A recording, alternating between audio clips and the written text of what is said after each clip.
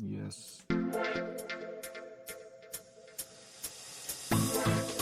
We are the Keyboard Samurai, a podcast focused on sharing insights to help those working in cybersecurity companies, be them technology or services. Each session, your host, Will Klusovsky, aka Will Clue, sits down with professionals in our industry to illuminate topics that will help your security biz, team, or self be better. Let's hack into it now. Hey, everybody. Thanks for tuning in. Will here. Today, we are joined by Mr. Joel Fulton, who has a pretty good idea what it's like to run a security company or three, I think. So, Joel, how about you give us the 20, 30 seconds of who you are and why we care? Well, good day. I'm Joel Fulton. I was previously responsible for security at Boeing, Starbucks, Symantec, Google, and Splunk.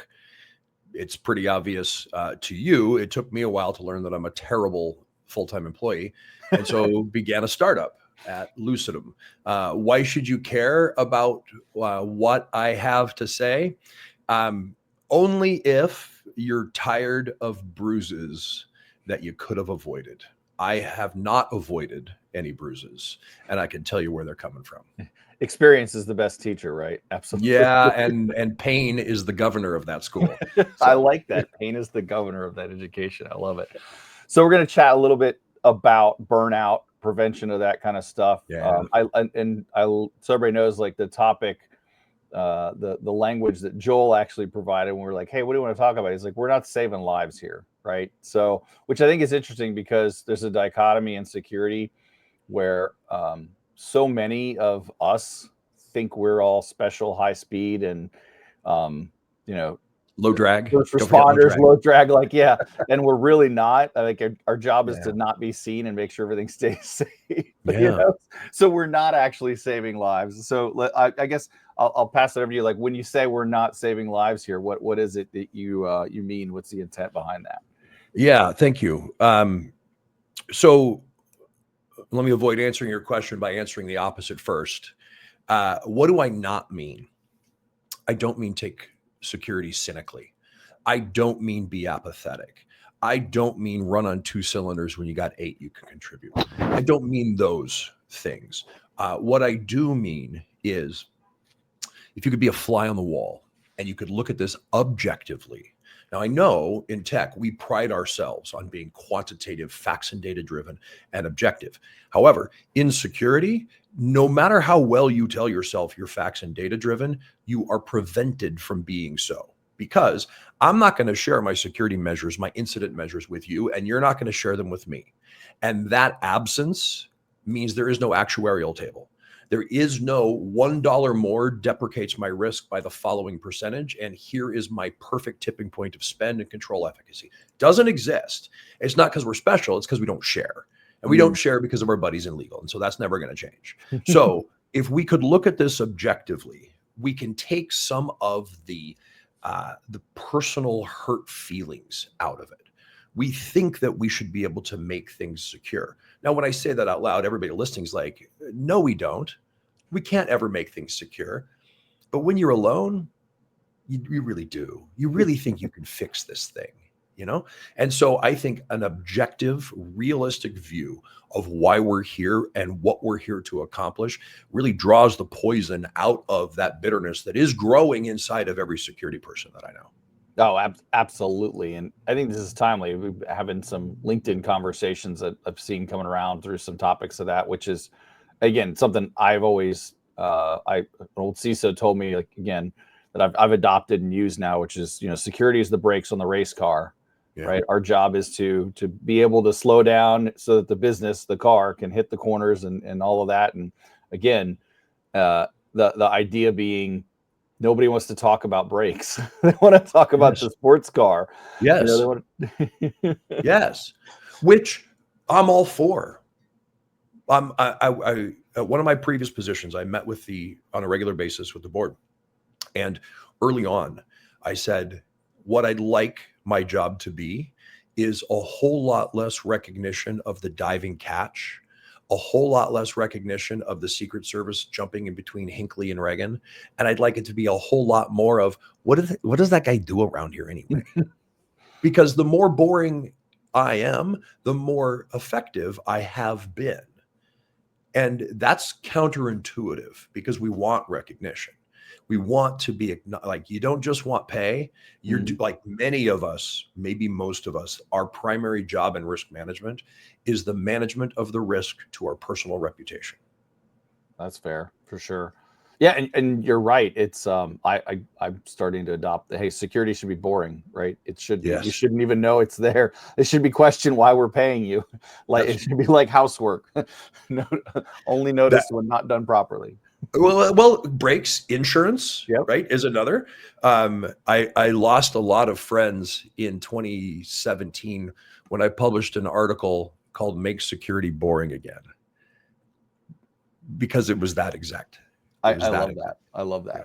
So let's take all that context of, hey, here's what security really is, and apply that to, you know, how do we prevent or manage or enable our teams, especially those of us, whether, you know, service product side, we've all got people working in our security businesses, almost always understaffed, almost always working in crisis mode, so to speak. Even though most of us, I think, are wired to work in crisis mode, it doesn't matter if you perform well there. It's going to get to you at some point. Yes. So, you know, when we think about that, like, what are your first couple of things on, hey, how do we manage that and prevent that from actually happening where people just burn out? So I think there are a couple of stages that you could map on a timeline. When I first joined one of the aforementioned enterprises, they hadn't had anybody in security leadership for 18 months. And the security team was reporting to IT. And the security team naturally became the task completers of IT requests. And so there wasn't leadership in the security team that was security related. And I know there's a little bit of nuance there, but people have been in this situation before. So what should a security team be here for? We could all write ourselves a paragraph and we'd all compare them and be right. I think you got to set that paragraph aside and you got to ask the leadership of the company, what's security here for? And they'll say, well, you're supposed to keep us secure. Okay, well, we've been 5 years old before. Let's go back and be 5 years old again. What do you mean secure and what do you mean we? Not playing word games, but let me elicit from you what that feels like when it's done. Well, we don't ever want an incident that shows up on a headline of the New York Times or the Wall Street Journal. Okay, well then what incidents are you okay with having? And I love that question because people think it's irresponsible. But we all know we can't prevent an incident from happening. So what incidents are you okay with happening? Well, none. What do you mean by that? Right? Well, are you None's okay expensive. Right? So maybe a cheap, unnoticeable one that doesn't touch customer information, one that doesn't involve PII. One, like these are incidents maybe I'm okay with having. I don't want to say that out loud, but are you okay with somebody, a code developer, using your phone to take a screenshot and to steal code that way? Are you okay with that? Because if you're not, we have to confiscate phones when people come to the office. Right. Right. So because control commensurate with and stuff, right? Yeah. And so this conversation that I have had with people that don't care about security other than do whatever it is security does on the label, this has been one of the best conversations I've had because my goal of the conversation is to say, Will, you're the head of sales worldwide, and I need your partnership in this because people matter more than tech. And you own more people than I do. And your people touch confidential territory analysis, compensation. You touch all of that stuff. So let's talk together about, and let me show you everything that I do and the way that I look at the world. And then you pick, like from the Cadbury's box, oh, I like the dark chocolates and I like the salted and then I can put that on the list. So when I'm coming back to the board, I can say, I've talked to everybody. And I understand what matters to you about security. Here's where you guys are united in what you need. And here's the level I'm presently able to provide with the funding and the maturation of the staff that I've got. And that way I am serving my customer because I've elicited their needs, which is a very different, so one of the employers that I went into it I know everything. I have done this for a long time. I have a PhD in information assurance, which is what they called it before, is information security. I know this inside and I love it. I eat it. I sleep it. I've written books on it. I like, just move and I'll do it. I Right. got this. Yeah. And I didn't do it out of a sense of arrogance or domination, but it's sure how it came across. Right. Yeah. I did it because I was so excited to be there. Let's go kick down doors. This is going to be rad. Let's go. And I offended everybody. Mm-hmm. And I served my own needs. Now, they were the right ones, but you see how right? Right to you. Right. Which means it was wrong. And I was a bad fit. And it just didn't. So the next place I went in with this rule for myself. I got one output device, my mouth. I got 4 input devices, 2 eyes, 2 ears. I'm going to use them proportionally. And I'm going to give no instructions for the first 90 days. Yeah. And I tell you, Will, it was like a party game gone bad. Watching things that you know are bad happen and just watching it. And people are like, are you going to change this? What do you think about this? Are you going to replace my guys with your guys? And are you going to, and like, I'm still learning. I'm still learning, man. Still learning. Tell me more about that. Still learning. Right. And then on day 90, I knew why they had put the fences where they did. I knew why that they had that particular pattern of walking across the lawn. I knew why, and the changes were super easy to implement because I'd elicited that. So I love that. I've been in that situation a bunch of times too, and I'm always that. I think it was it's like leadership 101 when you're coming into that leadership level position. Just shut up and listen, take everything in, and a good leader knows that. But I've also been places where like, no, we want you to start making changes right away. Like, hey, we need to move quickly. But to your point, I think that gathering of what do you think security is, the business, because you almost said it. I was going to let you say it, but this is something I say all the time is security's job is to assess the risk, present to you that risk and what the options are and those costs. And then the business decides, okay, what do you want to do? And then you sign off, like you said, what's the tolerance? Like, okay, what kind of instance are we okay with having? And in the context of, ensuring your employees stay happy, motivated, driven, I think that gives them clear scope to say, okay, this is what we're doing every day. This is the end game. This is the goal that we're looking to. Well, not a goal achieve, but like steady state, right? Yeah. And then manage to that, right? That's right. I learned from its absence the importance of commander's intent. Mm-hmm. And if the people listening aren't familiar with that concept, very often you've experienced this, where your boss, your CISO, to whom the senior director reports, to whom the manager reports, that you report to, right? So you're 4 hops away from the CISO. And your manager comes to you and says, well, it just got passed down that we're going to do X because it's important to the CISO. She put it on a roadmap and made a commitment. And all of us ICs, we look at each other and we're like, great.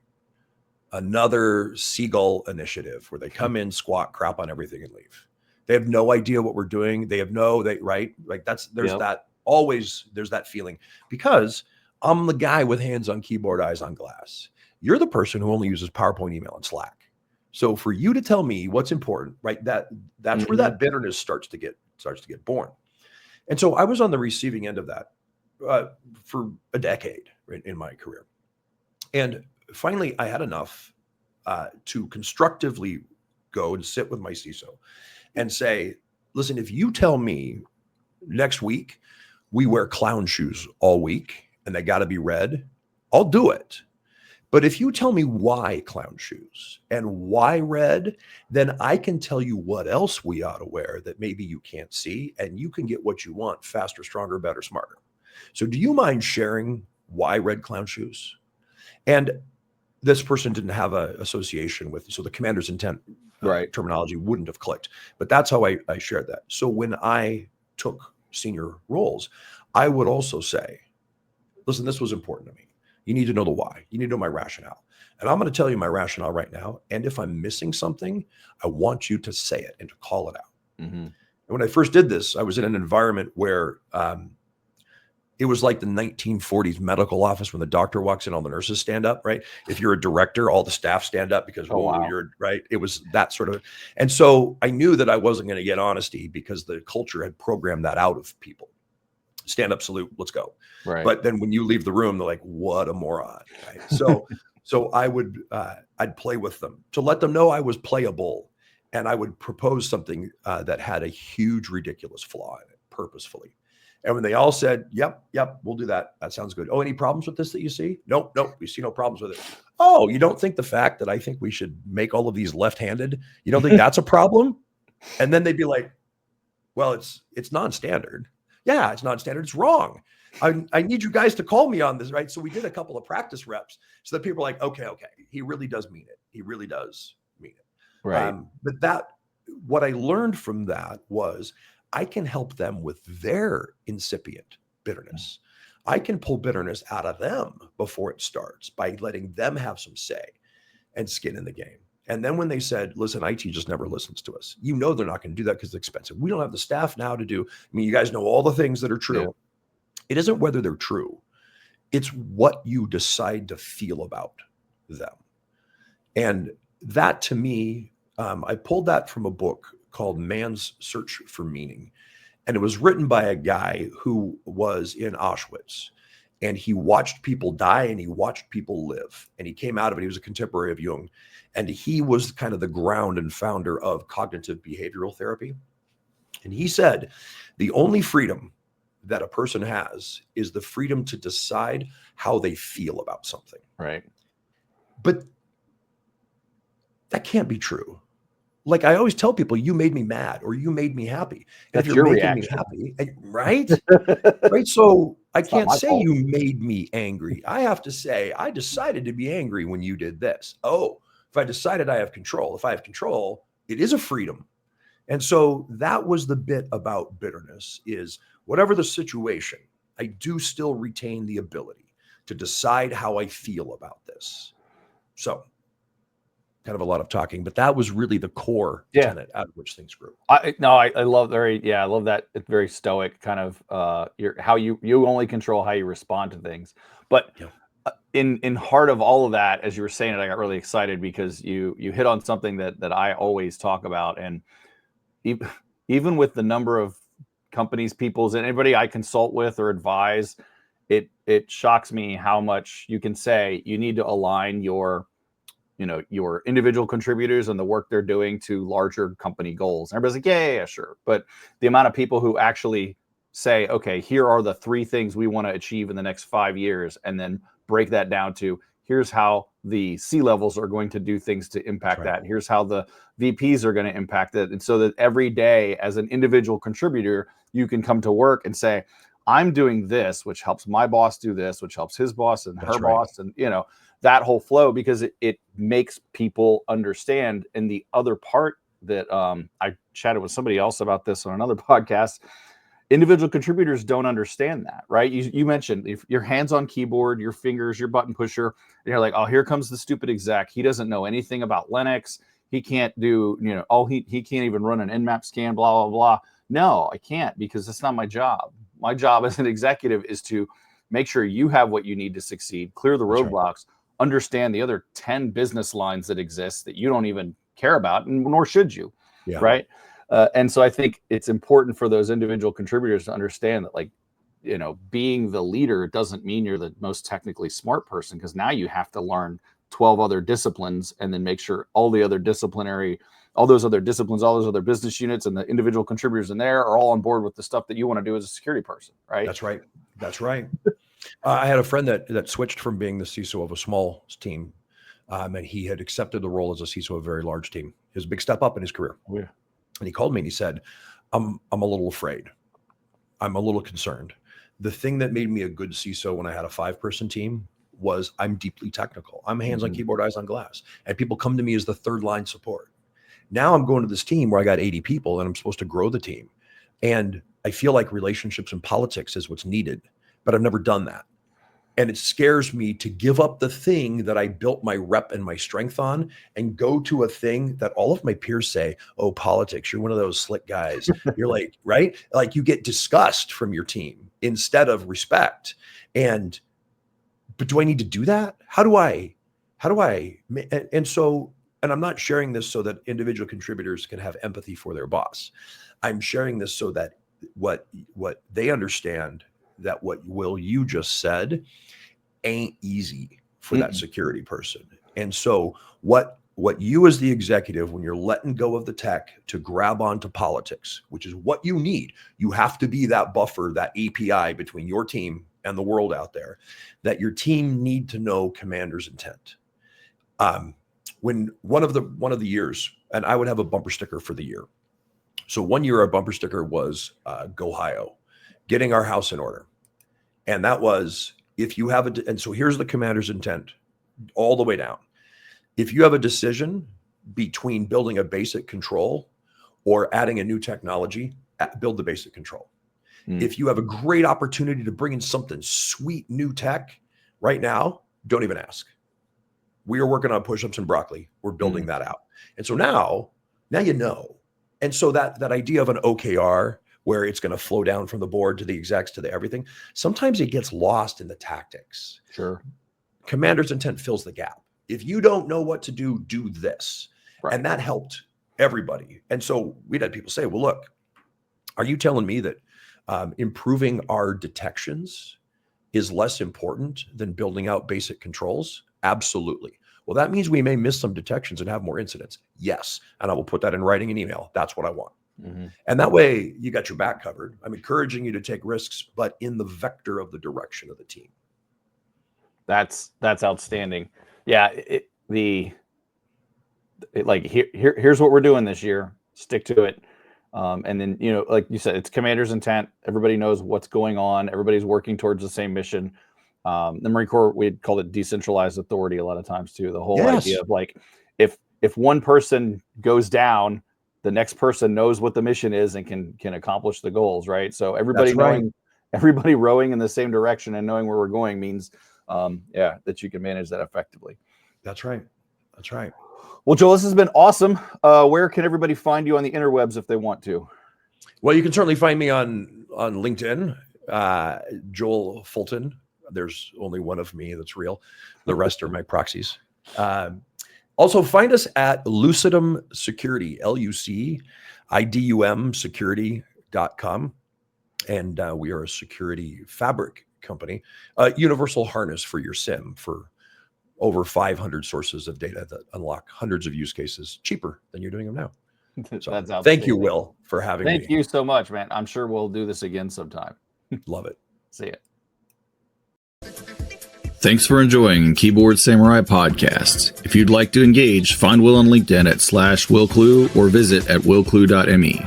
That's WILKLU.me for more info.